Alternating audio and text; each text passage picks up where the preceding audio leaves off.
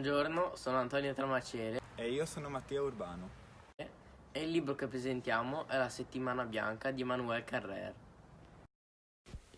Il racconto inizia con Nicholas, il protagonista, e il padre che lo accompagna alla sua prima gita scolastica in montagna.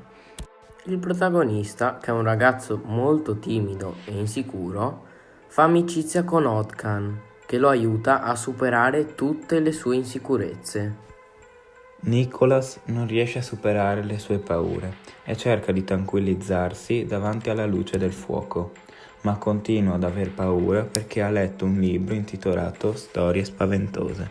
Purtroppo a Nicholas viene la febbre e i professori vengono a scoprire che lui soffre di sonnambulismo. A causa di ciò, la notte è stato ritrovato accanto alla neve. Inoltre continua a fare numerosi incubi relativi alla morte di qualcuno. A causa della febbre deve lasciare lo chalet e salutare i suoi compagni con molta tristezza.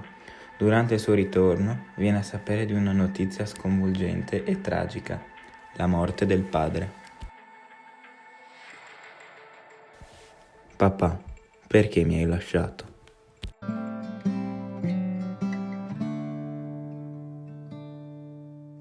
Don't know what's wrong